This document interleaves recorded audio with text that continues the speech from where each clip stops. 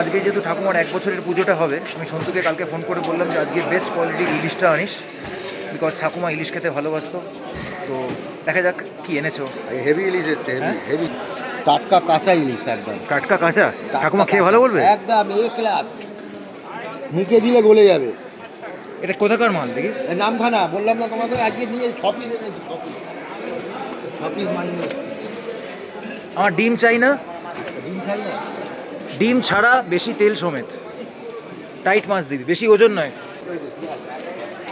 এ দুটো একদম এ ক্লাস। কত আসছে ওজন? 3 কিলো 400। হ্যাঁ 3 কিলো 400। একবার দেখিয়ে নিই জোড়াটা, দেখি কাঁচা। এখানে রাখো, ভালো লাগবে দেখতে। ভালো হবে একদম ঠিক আছে, চল দেখি। কাটছিস তুই, ছবিটা দেখ। ছবি কোথায় পাবে?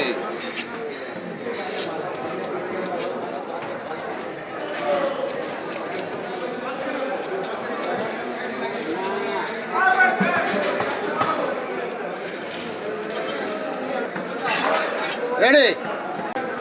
দেখে তো ভালোই মনে হচ্ছে, এখন খেয়ে দেখা যাক। তেল আছে দেখি, তেলটা দেখি। কুয়া কুয়া তেল হচ্ছে, কুয়া তেল। এই কি রাউন্ড? হ্যাঁ আমার সব রিং পিস হয়।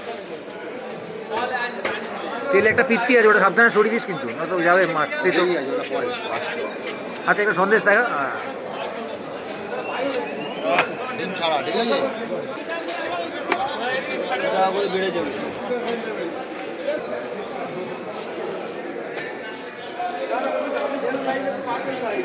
হ্যাঁ তেলটা ফ্রেশ আছে।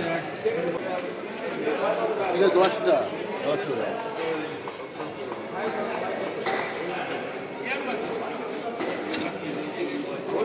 আশা করি ঠাকুমার ভালো লাগবে।